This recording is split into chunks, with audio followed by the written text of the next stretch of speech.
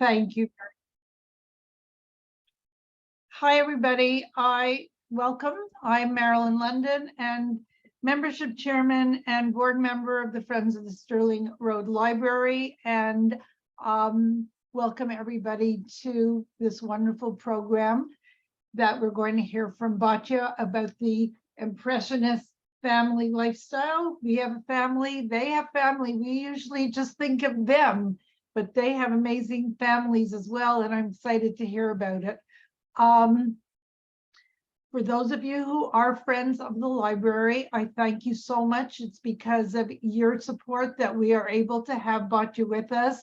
Tonight, she will have another one at the beginning of August, and we are negotiating for her to return in October for the balance of 23. So I know this is very exciting for all of you to know this, and also she has allowed us to record today's program. So if I've already had inquiries, and maybe you've had inquiries, so people will be happy to know that because they had a conflict, they will not be missing this. So thank you very much, Batia. If anybody's new to today's program and want to know about the wonderful programs of the Friends of the Library, just go to www.stirlingfriends.org. We encourage you to be part of our group so that you could support us and we could have more of Batia and of the other fabulous people who lecture to us. I hope you're all getting your newsletters. If you are not, please let me know either on the chat or contact us through the library, and we will make sure that you are getting everything from us that you are supposed to. I will ask you all now to please mute. And if you have something, Batia will ask for Q&A at the end of the program, so you save your questions, or you could put them into the chat, and we could take care of it that way. So without further ado, Batia, thank you so very much, and we are so excited to listen to what you have to say to us tonight. Always happy to be here. Thank you, Marilyn. Thank you for the Friends of the Stirling Road Library. And of course, as Marilyn said, without your donations, this couldn't be possible. And I'm so excited for this class because, of course, the Impressionists are so famous. They are the ones that you recognize in all museums. People actually flock to museums just to see the Impressionists. But it is the first time in art history that we find that they are painting everyday life. Not, of course, we have the Netherlands and the Dutch golden age when they painted also everyday life, but a very different way of painting it, because the Impressionists are going to be focused on painting not only the everyday, but as they see it, not in a perfect picture, but as it is. So they're going to paint their own families, as we're going to see. And we're going to start, of course, with a very, very famous painting. And even though this painting is very well known, and it was a scandal at the salon when it was exhibited, it shows part of the family. It is really amazing to see that we recognize each one of those people that are represented here. The topic, of course, is kind of a picnic. And the actual title of it is The Luncheon on the Grass, or Le Déjeuner sur l'herbe. And the painting itself is kind of awkward because we have people that are dressed, men dressed, and a woman who's naked looking at us. But we're not going to go into the painting itself as in depth as I always like to do, because we're going to talk about family and family members who are portrayed right here. And the first one what we see is the one in the back. The one is kind of bathing, and this is Susan Linoff, and she's going to be the wife of Edouard Manet, the author of this painting. So as we get along, we can see that she is kind of lifting her dress or her undergarment, and she is probably washing her private parts. But Susan Linoff was part of the household of the Manet family. She's going to become a model for Manet. And here we have her in an earlier painting that Manet does as a surprise nymph. This was exhibited at the salon. She's not showing off her body, but we see the back of her as she is coming out of the bath that she took in a lake or in a river that we see in the background. But Susan Linhoff is going to be portrayed in several occasions by Edouard Manet. We see her here at the piano because actually when she entered the household of the Manet family, she was a piano teacher. And supposedly she's going to become Edouard Manet's father's mistress. And this is, of course, a rumor. We don't know for sure if this really happened. But as we can see in this painting, which is a later painting, already married to Edouard Manet, she is playing the piano. She is a talented pianist, and she is a teacher in Manet's house before she's going to get married. As you can see, Manet is going to paint her in many, many occasions. When they get married, it's exactly the same year as the painting of Le Déjeuner sur l'Herbe is going to be exhibited. He makes 6 portraits of her. So we see a little bit of a change in how Manet is painting, how he's going to portray her in the Impressionist style, even though I always repeat myself. Manet was not part of the group of the Impressionists, even though he was a friend of all of them. What we do see is the progression in her face, in the way that Manet also paints her. The focus here is her face. So he's going to rework that area of this painting at least twice, but this is an unfinished painting. He does not work the hands or the dress or even the background, but she's going to be the model for many paintings. On the other hand, here we have a true model, Victorine Meurent. She was a friend of Manet, but she's going to work as a model. Here we have the only naked woman in the painting, and she's also going to be portrayed in another very famous painting, Olympia, as you can see her here, a very famous painting as well, also a scandal when it was exhibited. And here we have a photograph of her. She was also an artist. She became a painter, and she's going to exhibit her own paintings at the salon, at the official salon. Here we have a painting of Manet as a portraitist of her. And then we have a portrait that she made herself. This is a self-portrait of herself looking at us. As we can see, she was very talented. And even though we know her more as a model, she was also an artist, and she was a well-known artist during her lifetime. So we see her here in a different angle as Manet painted her. Victorine Meurent as a matador. She is trying to, she's actually looking at a bull, supposedly, and she's doing this kind of dance that the matador does, but she's using not very suitable shoes for this kind of task. It looks more like a ballerina. And also the cape that she's using, that fabric that she's holding, is kind of pinkish instead of red. That the traditional, of course, red is to attract the bull into the fabric that they are waving. So here we have Mademoiselle Victorine Meurent painted as a matador. Now, Manet was inspired by the classics, by Mantegna, for example, in this engraving that we see in the left-hand side, and also after Raphael. So he uses this same posture as all those artists from the Renaissance made before. And both of them are painting the representation of temperance. So we have also another artist who's going to influence Manet, and this is Goya. One drawing that we see of Goya, also of the bullfight. And when Manet exhibited this painting, somebody wrote about it. Manet loved Spain, and his favorite master seems to be Goya, whose vivid and contrasting hues, whose free and fiery touch he imitates. And we have exactly the same way of portraying the man on the horse trying to fight the bull. And then we have another detail in the back that also is reminiscent of some of the details that Goya made in those bullfight scenes that we have by Goya.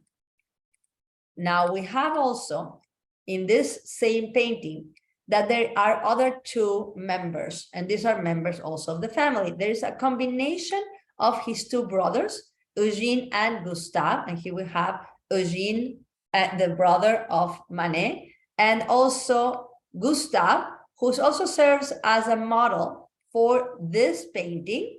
And he is a young man in the costume of a majo. A majo is this man in Spain, and also Goya painted the majos in the 19th century. We have that Manet is inspired a lot by Goya, and he's using the same jacket or bolero and the same trousers that Victorine was using also as a model when he made these paintings. It is really interesting to see that on the other side, we have his brother-in-law, Ferdinand Linhoff, who was a sculptor. And here we have one of the sculptures that he made. So he was famous also at the time. It's called Mercury, and it was done by Linhoff himself. Also, we see here that what he's wearing is this kind of a hat with a tassel. And you wouldn't use this kind of hat when you would go out.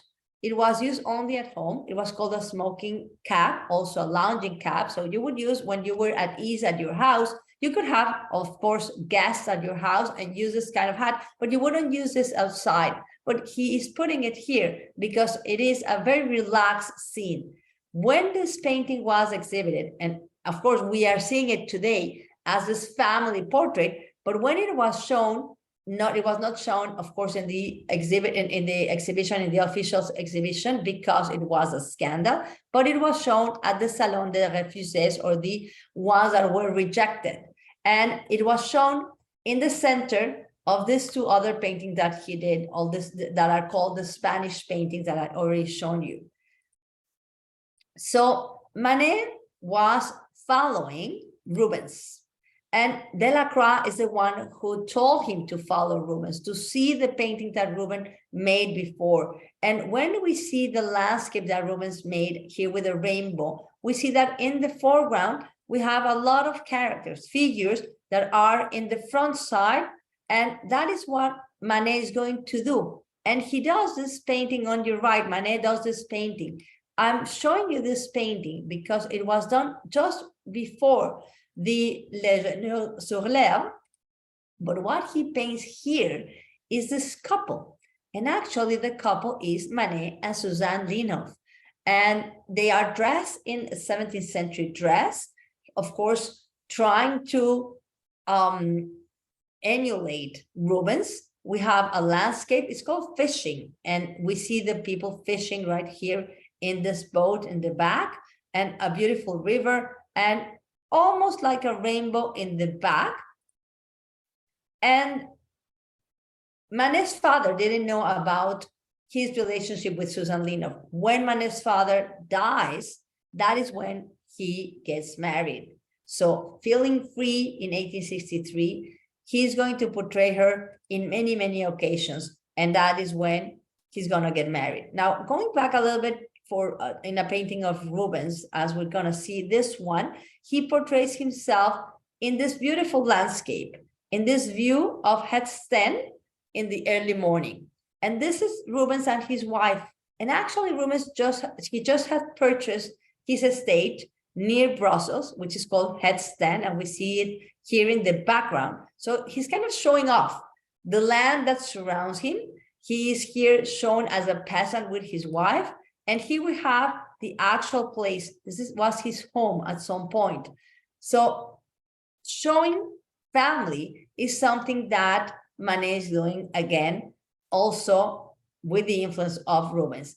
The river that goes alongside shows this receding landscape that goes toward the background. And it is the same that we see, of course, in Rubens' painting, but also in the painting that I just showed you, Le Déjeuner sur l'Herbe. The river is in the background, and it is very subtle how it is receding into the back. Just some details of this painting. As I go on showing you what Manet did, we are trying to go back to his family, what he's painting. His father was a government official. So the first thing that a painter does when he doesn't have any money is paint his family, sometimes if they are willing, of course, and self-portraits. So here we have his father and also his mother, who was the daughter of a diplomat. So they were a well-to-do family, and she has a basket full of knitting items. And look at the face and the gesture of the hand of his father. It's kind of angry, and he has his fist clenched. Something of this tension that we can feel in some of his paintings. So Manet, as I mentioned, he tries to paint in a classical way, and then he's going to be influenced by the Impressionists. He's going to also refer to another painting, probably made by Giorgione or Titian, that is called the Concert Champêtre, or the Pastoral Concert. Actually, it's an allegory of poetry and music. And even though we have two men that are dressed and two women that are not, because it's an allegorical representation, there is no scandal right here. And on the contrary, on the Le Déjeuner sur l'Herbe. But there's also another reference, and this is another engraving of the same artist that made the engravings that we saw before by Mantegna and by Raphael, which his name is Mondini. But here is a representation of the Judgment of Paris. So the main topic here is the center. I'm sorry, 1 second. Let me go back a second. This right here, where we see Paris sitting down, and is offering the golden apple to the goddess that he has chosen as the most beautiful one. So here we have the three goddesses, and this is, of course, Aphrodite or Venus, and we can recognize her because Cupid is at her side, and Paris is offering her the prize, this golden apple. But also we see Apollo in his, what we call the quadriga, which are the 4 horses.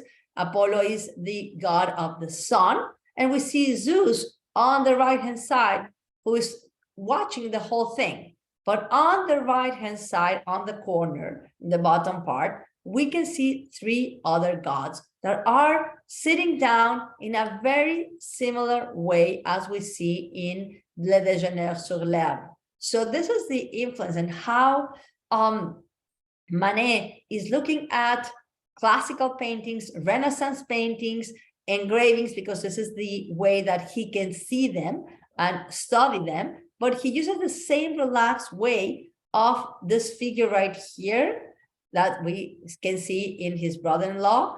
But also we find that there are the 3 persons, and one is looking towards us. Of course, in this case is Victorine, the model that is naked. So it's really interesting to see where they find their inspiration from. And just as a side note, I'm showing you this painting by Picasso with the same topic, of course, inspired by the painting done by Manet. So we have here that in the back is Susan Linov, of course, in the style of Picasso, but he's including this figure right here with a pipe, which we don't see that he has a pipe.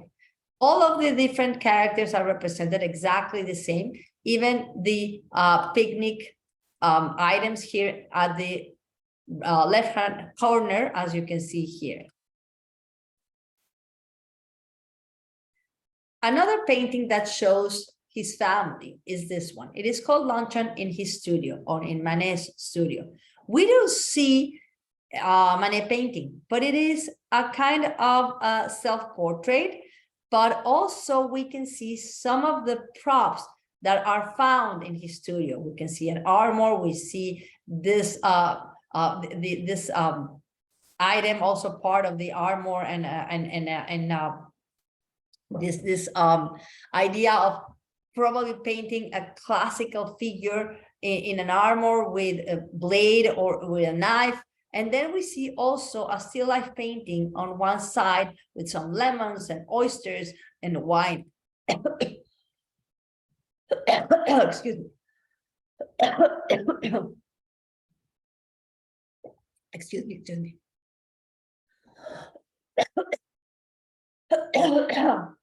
But who is represented here is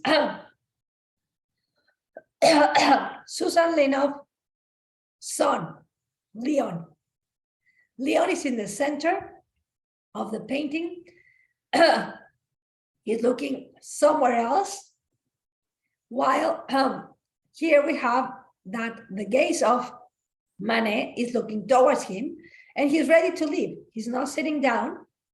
He's almost leaning in the table, but about to leave. And Susan, which is right here, is looking towards us. And she's ready to serve from that pitcher that she has in her hand. So it's a very interesting setting because it is an interior setting. It is his studio, but we can see the other side probably is set up because they are having lunch or some kind of dinner. And we see part of the props, but we don't see the canvas or the paints or the brushes, etc. We see Susan right here, later on in life, already married to Manet, as we see in this photograph of her. And Manet keeps on painting people that he knows. The balcony is showing this 3 people and 1 in the back, but here we have Berthe Morisot. She was married to Eugene, the brother of Manet. Also, she was an artist, she was a painter. In the back, we can see also an artist. Well, let me just show you here in the detail where we can see Berthe Morisot with a fan on her hand, a beautiful pendant, her gaze somewhere else as well, looking into the distance. And here we have Antoine Guillemet. He was also an artist, a friend of Manet. And this violinist, Fanny Klaus, that we see her with an umbrella on her head. The 3 of them are out in the terrace, and the balcony is what set us apart. We are on the other side, of course, of this terrace. But there's also some details that are really interesting, like the dog, which is right here. And then in the back, we find actually Leon Linov as a young boy. So all of them are not communicating with each other. In the shadows where we see Leon, it's interesting to see also details of the house, like this jar right here in the back, some kind of decoration. But also there's an influence of Goya. Again, we see Goya painting a balcony of the Majas in the balcony. These are, of course, trying to look for clients or for people that are passing by. So he will keep on painting Leon and his wife. Here we have in this interior in a beach house where they would go for the summer. And here we have Suzanne. We don't see her face. Leon is in front of her with a book on his lap. And we see the open window where we have the ocean in the back as well. So the Impressionists are going to be focused on painting everyday life. This is a very interesting painting because it's a very late painting that he did. He suffered partial paralysis.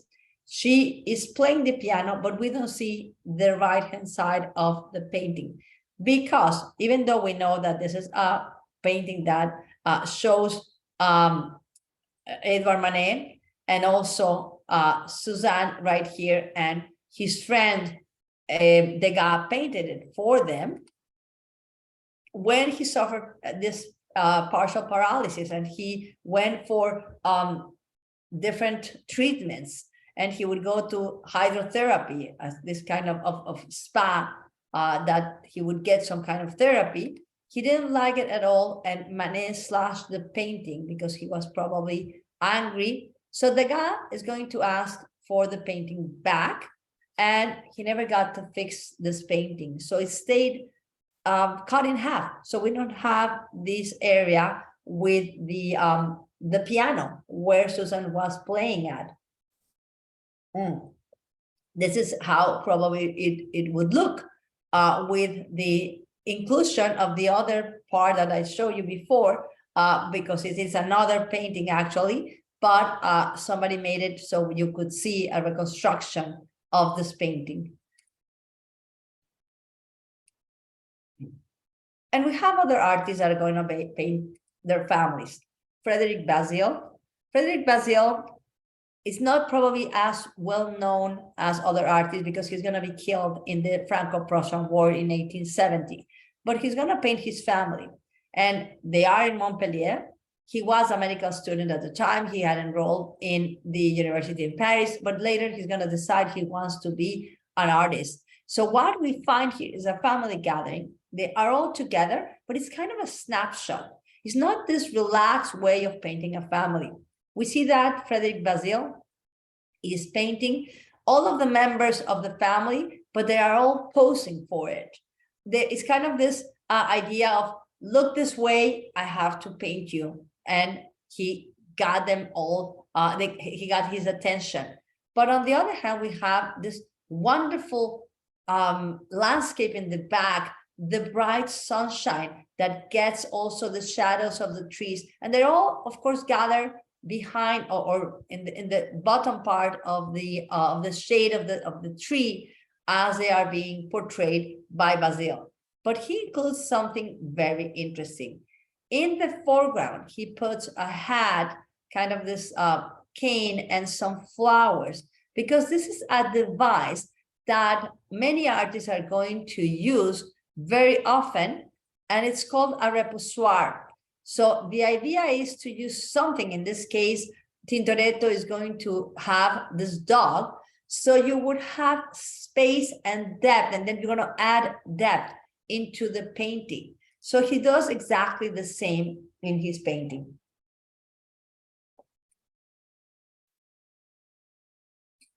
So Manet did this painting, famous, the Le Déjeuner au Soleil in 1863, and Monet is going to do his own version, more or less like 2 years later. It is rather interesting to see that Monet, Claude Monet, who was a good friend of Edouard Manet, is going to be inspired by the idea of a picnic, but in a much more relaxed way. Manet painted his painting in his studio, and Monet starts to paint outdoors, en plein air. Look at the beautiful sunshine that comes through the leaves of the trees, and they are not stiff like the ones that we saw in Bazille's paintings, but they are relaxed, they are moving. This one is fixing her hair. This man is talking to her, while this one is serving a plate right here in front of us. This is a study, by the way, and at some point, this painting was cut in pieces, and it probably was sold to different clients. So we got, the only thing that we have left from this painting is these two parts that have been reconstructed, by the way, because what I showed you now was a studio, and this is the actual painting and what is left of it. It was rather large, and today is at the Musée d'Orsay. Only these two parts remain of this huge canvas that was originally painted, and here we have it better. So Manet did not finish in time his painting, his own picnic or his own luncheon, to exhibit it at the salon. So instead, he's going to show this painting, The Woman in the Green Dress. And the model of this painting is Camille Dancieux. She's going to become his wife.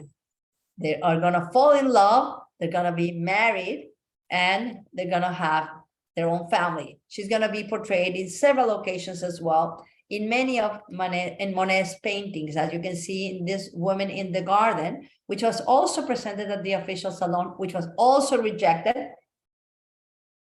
And Camille Dancieux is right here. She's covering her face from the sun with this umbrella. And we see also there's a lot of movement. This girl right here is turning around in this path, while these two, the couple right here, are talking to each other.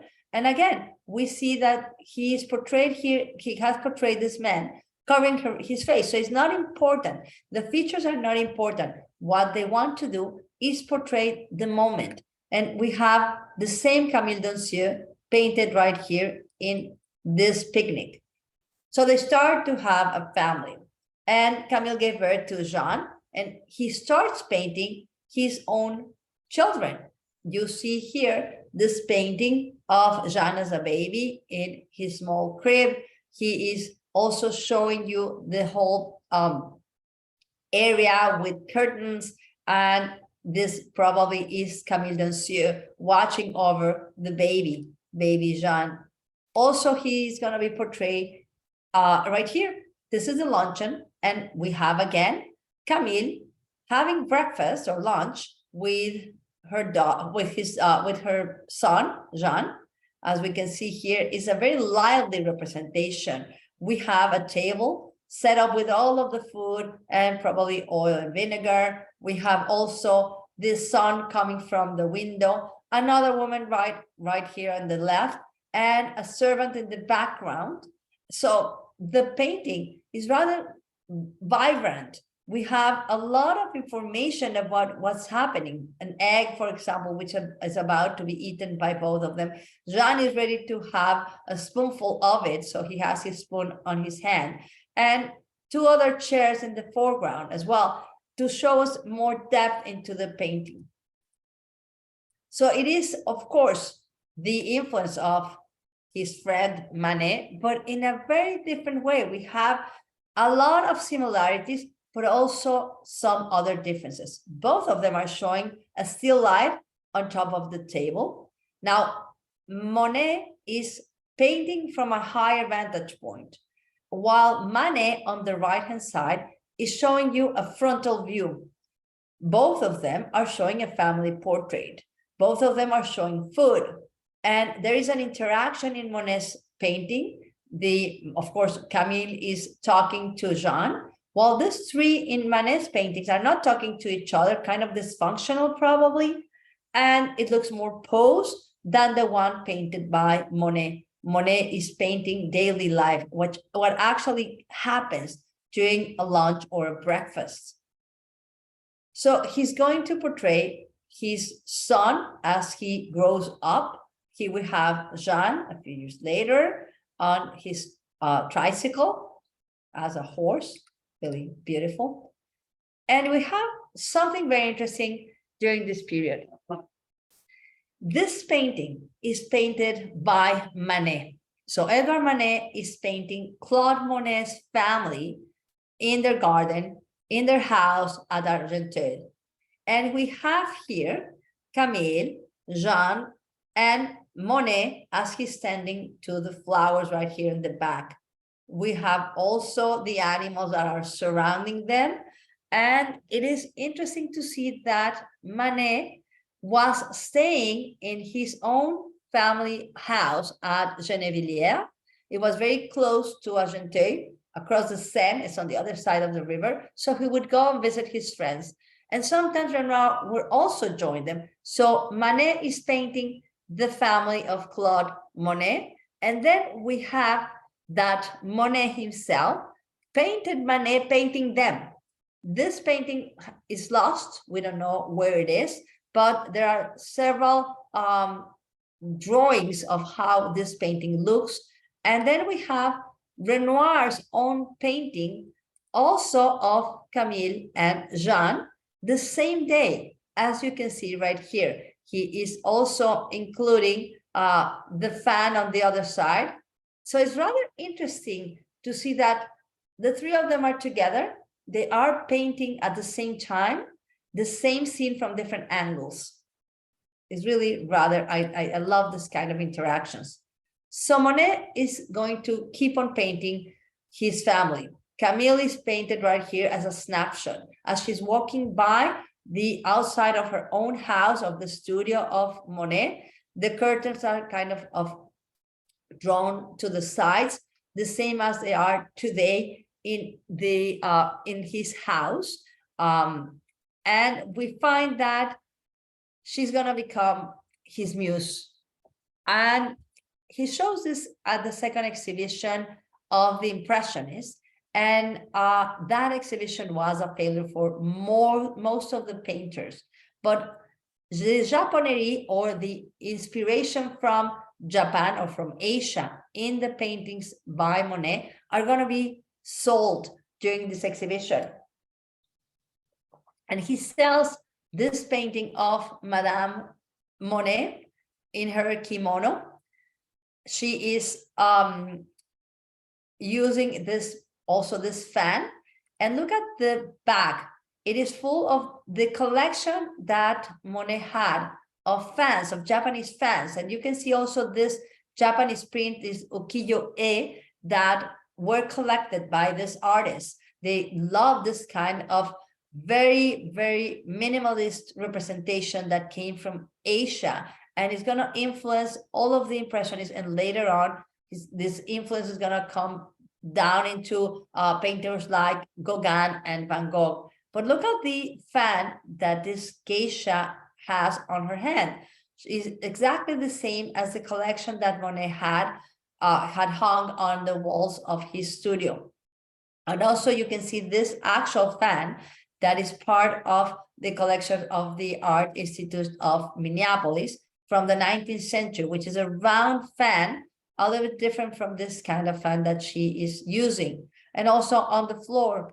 Now, this painting was restored in 2014 at the MFA, where it is always exhibited. And when it was done, they wanted to promote this painting, and they asked people to put the kimono and they could have a selfie. But there was a lot of protesters, like appropriation and stuff like that, that they had to stop this this idea. So I'm just showing you this to understand what happens to a painting. Again, we see painting his second son, Michel. Here we have an unfinished sketch or drawing of Michel, but he's going to be included in other paintings as well. When Camille fell ill, she had tuberculosis, he's going to portray her when she was dying. She was later diagnosed with uterine cancer, so she was dying this painful death. And on her deathbed, Monet is going to portray her. She dies in 1879, and he's going to go and live with his friends, the Hochede family. Ernest Hochede and his wife had a house in Venteuil, and he's going to move with his two sons to the house of the Hochede family. They were wealthy at some point. Later on, he's gonna be bankrupt, but he will have this photograph, and he will have Monet and also Alice Hochede right here, because when Ernst died, he is going to marry Alice Hochede. So we have a painting of Alice Hochede by Carolus Duran, also a contemporary artist, but not an impressionist. And we don't have actual paintings by Monet of Alice Hochede during this period. What we do have is a painting of her daughter, Suzanne. And here we have a woman with parasol painted by Monet. So there is no outline anymore in his paintings. By this time, he's concentrated in color and the atmosphere and showing you the moment, this instant where the wind is blowing. There's a story that Suzanne would tell later on, that when she was portrayed right here, she had to stay there for hours. And there was a lot of heat. The weather was terrible, and she didn't have where to hide, because Monet kept on painting and she couldn't rest for a little bit. She was just standing there until she fainted.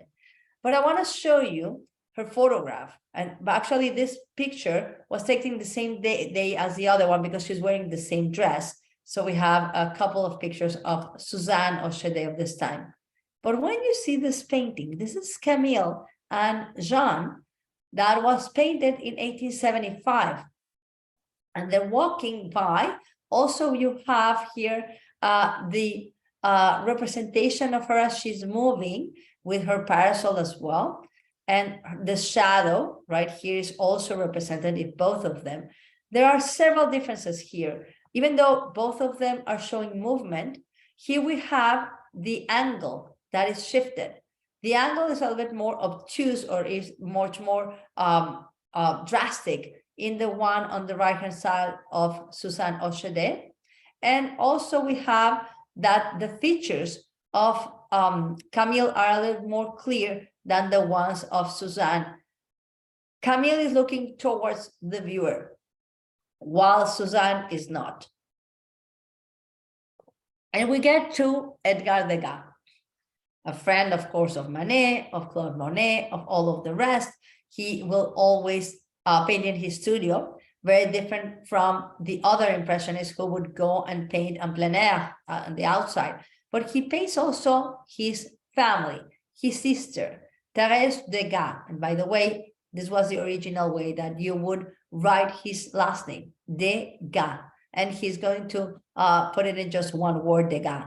So what we find here that this painting, it is an engagement portrait when she got engaged. So she's ready to leave her parents' house, but also she has her shawl already put on her shoulders and she is ready to go out.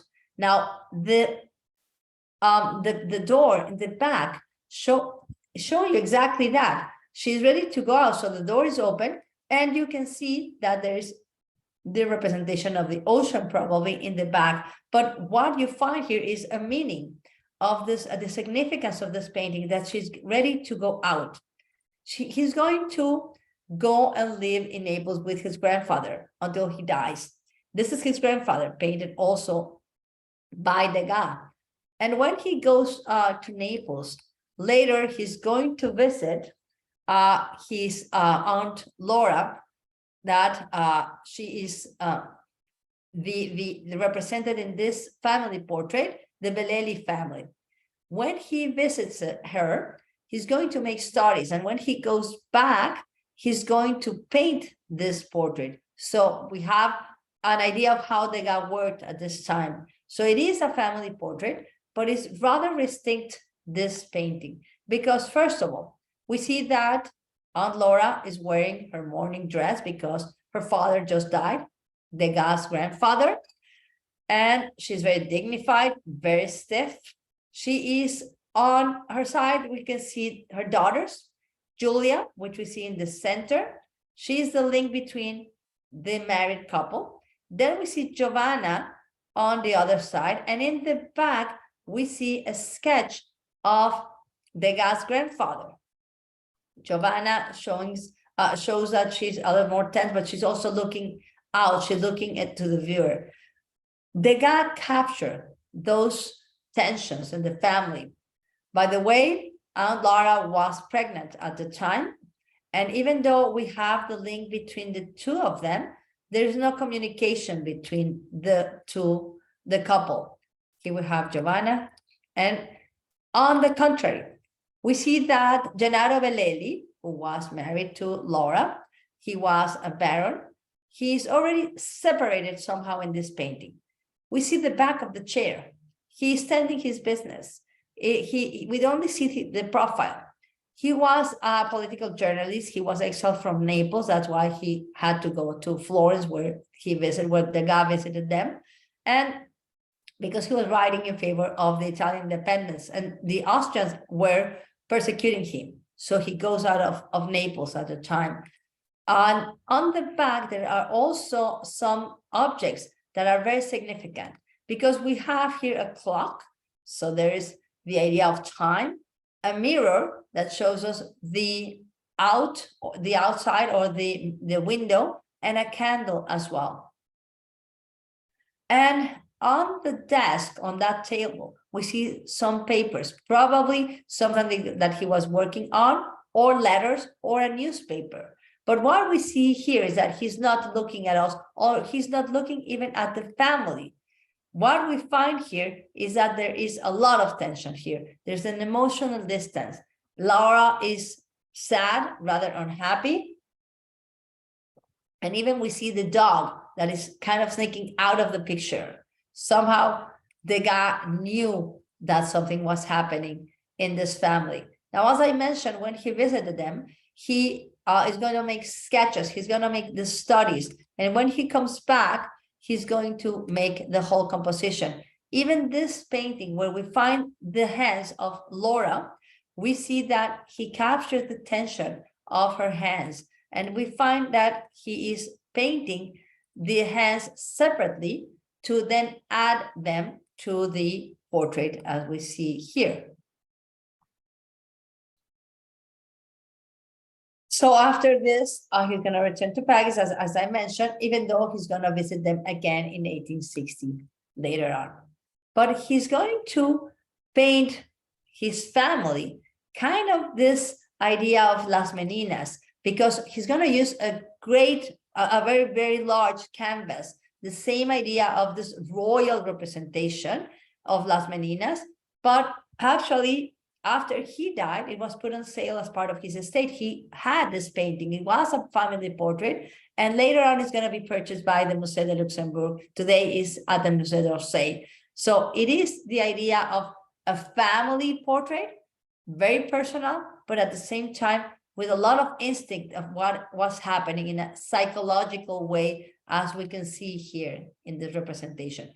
When he travels to New Orleans, because he had relatives in New Orleans. Actually, he had an uncle, Michel Mousson, in New Orleans. And also his two brothers, René and Achille, were at this time also in New Orleans. He's going to live in this house, by the way. It is still there, the house where he lived. It was the house of Michel Mousson, his uncle. He's going to paint the children that were probably some of his family relatives that live there. So he's going to portray them, even though we do not know exactly who they are.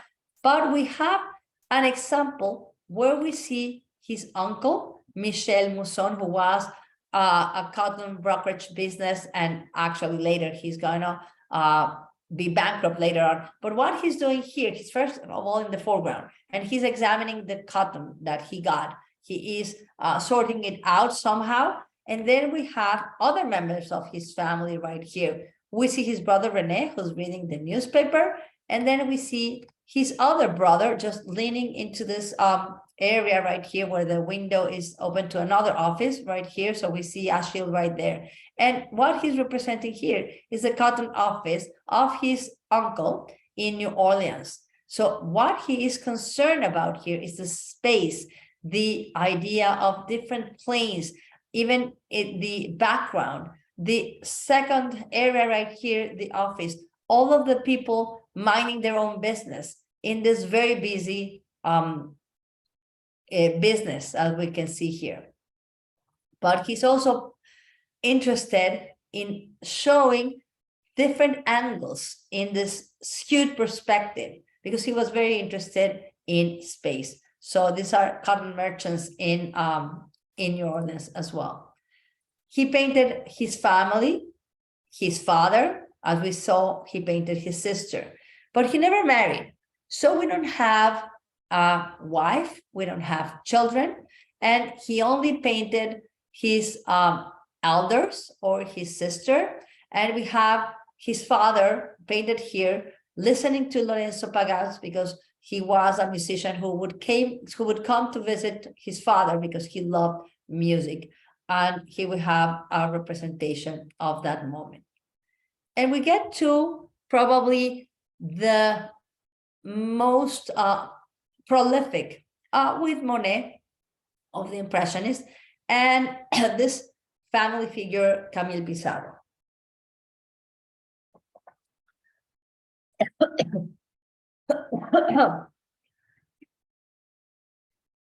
Excuse me.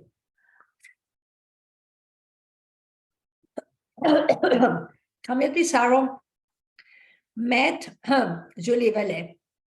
Julie Velay was working in the house of his family. She was the cook's helper. They fall in love. She becomes pregnant. The family does not accept her. She suffers a miscarriage, but they are much more in love. He was 31 years old, and he depends financially from his parents. She is going to become his muse, and he's going to have several children with her. Lucien was born in 1863. All of them are going to be portrayed by Pissarro. He's a family man. He's going to portray each one of his children. We see Jean, called also Minette, who was born in 1865. We have some pictures of them together. In 1870, the war made Pissarro to go, first of all, to Brussels, and then he goes to England. By this time, Julie is 8 months pregnant. And he asked permission again, because he had asked before, to his mother to get married. She does not consent. The permission is not granted. Still, she's going to send him money because she knows that he needs it. He is very poor. He has already 2 children. And his mother, Rachel, left to England during this period. And actually, Julie is going to later also go to England with Pissarro. A girl is born, but she's going to die very soon because of an infection given by the wet mother. Julie was very sick after this pregnancy, but as you can see, Pissarro is going to paint her in many occasions. Then we have another son, Georges-Henri Manzana. It's rather interesting because the last name of Pissarro's mother is Pommier, and a pom is also a manzana or an apple. So the name Manzana comes into play with this as well. All of them are going to become artists. They're going to become painters. He would have a drawing made by Georges Manzana that he's showing how the Impressionists would get together, and they would have a picnic, and they would then you would have here Julie cooking for everyone, and the children going around, and this one is crawling right here, and while the Impressionists are painting, and they have their canvas in front of them, and their brushes, etc. They have another son, Felix. Then they have a tragedy. Minette died in 1874. More or less, it's the same year as Felix, when Felix was born. She was 9 years old. She was very sick, and she died. By the way, let me show you this. In this painting, you can see one of the fans that was part also of the collection of Pissarro. So all of them had a collection of Japanese prints, the ukiyo-e, and also Japanese fans, as you can see in this painting. He was very, very affected by the death of his daughter. And he would have Rodolphe, Ludovic Rodolphe, and as a baby, 1878, when he was born. We have also here Rodolphe reading later on. So we have many paintings of all of his children. And this one is the baby, although this painting is later on. Jean Bonin, also the same name as Jean Minette, the one that died, but this one was called Cocotte. And here we have her reading. This photograph show you the whole family, including also Alfred Isaacson, who was a relative, who is on the left-hand side. We see Julie, Camille, and Jean as a baby, as a girl, a small girl. Also, we have George and Felix right here, and Rodolphe and Lucien, who was the older. And then they have another baby, Paul-Émile, in 1884. So in all, we have 7 children. 1 died and 6 become painters. They all enjoyed painting together. And here we have this wonderful photograph where we see Julie right here, Pissarro, and 2 of his children as they are set up to paint with the canvas right here in front of him. All of his brushes and everything, and wheels to move around wherever he wanted to move. And we're gonna finish with Paul Cézanne. Paul Cézanne is going to paint his family as well. His father, and this was a painting that was cherished by his parents. So they're going to put it in the center of the living room in his in their home, besides another paintings that he had done before, the Four Seasons, which are allegorical figures, and in the center, the new way of painting by Cézanne of his father reading the newspaper. He's also going to paint his uncle, Dominique Aubert, and he uses a different technique that is kind of fragmentary. They are called the Couillard paintings, which actually the translation, and excuse my English, is kind of ballsy paintings. That's how they are called, like a lot of courage to paint like this, because the way that he uses a palette knife, he's going to just splash somehow the painting with it. Well, he's going to smash it, or I would say smash it, or smear it somehow directly from his palette, or his palette, and directly without mixing it. And also he's going to be a precursor of cubism, because he's going to put segments of paint, and you can see it in the detail. Now, this painting is called the Overture to Tannhäuser, and probably is a representation of his two sisters, or maybe his cousins, the daughters of his uncle Dominique, but they were visiting the family home near Aix-en-Provence, and one is knitting something or sewing, and the other one is playing the piano. His father is going to be portrayed in another painting, and this is again his father reading the newspaper. And this was submitted into the salon, and it was shown, exhibited there. Today is at the National Gallery in Washington. But in the back, we see something very interesting, because there's another small painting. It's one of those paintings that he was using this new technique, a still life painting, the Couillard.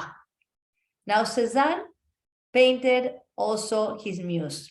In 1817, when the Franco-Prussian war was happening, he has a mistress, Marie Hortense Fiquet, and he goes near Marseille to L'Estaque. And he's going to also paint landscapes when he goes to this place. But he was in love with Marie Hortense Fiquet, and his father, again, didn't know about this relationship. And he actually is going to have a son with her, Paul, as you can see here in this painting, as she is breastfeeding him, and she's kind of asleep as she's doing this. Also, Cézanne is going to be inspired by the way that Pissarro was painting. Paul is going to be represented in several occasions, and here we have him later on. His father, is going to help him out when he learns that he has a son, and he's going to give him 400 francs because he already has a family, and Cézanne needs the money. Again, we see Paul painted right here, this portrait with his jacket, and he's wearing a hat as well. And Hortense is going to be portrayed in many occasions again, even though the relationship was terrible. He's going to leave Hortense near Marseille. He's going to travel between Paris and Provence, and he's going to exhibit with the Impressionists, but he's showing her here with a blank expression. There's not really something that we can see. She's kind of looking into an empty place. There's the importance of color and space, and this is a representation of one of the many portraits that he made. Even though, as I mentioned, they did not have a good relationship. And here we have her again, another portrait as the years go by. And I'm showing you some of the best examples of Madame Cézanne or Hortense. And this one is my favorite because Hortense is shown here with this very interesting skewed perspective. He is in a higher vantage point looking down. Look at the wall behind. It looks like it's slanted somehow, as I'm showing you this photograph on your right. And her expression is always very unhappy. She is portrayed And the same way as later on, Modigliani is going to do this portrait of Lunia, one of his friends, where he uses that idea of a skewed perspective, that it looks like everything is coming down to one side or the other. It's rather interesting. So we have her in many occasions, but in 1890, Cézanne is going to be diagnosed with diabetes, and probably this is a theory that probably it changed his personality somehow. He traveled to Switzerland with Hortense and his son, with Paul, and probably they wanted to restore the relationship. But there's also a story that Hortense had burned the mementos of his mother, and he got really angry. So again, they get separated. Finally, they're going to be reunited in the same house in Aix-en-Provence, but they did not have a good relationship whatsoever. So we have Manet, who did not have any children of his own, and he was focused on his painting, although he painted Leon Linov, the son of Suzanne. We have also Monet, who rebuilt his family with the Hochedé family, with Alice Hochedé, but he painted also his sons. Degas, who did not marry, and he did not have a family life after painting his father and his sister. Then we have a family man, who's Pissarro, who painted all of his children, and all of his children became artists.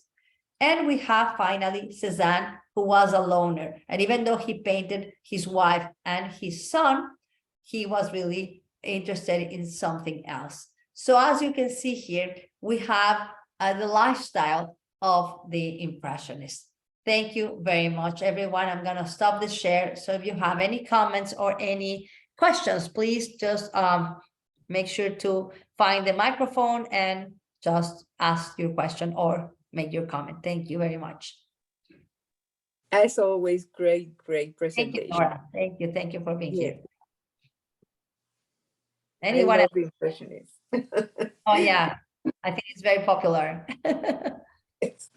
Thanks a lot, Batia. We love you.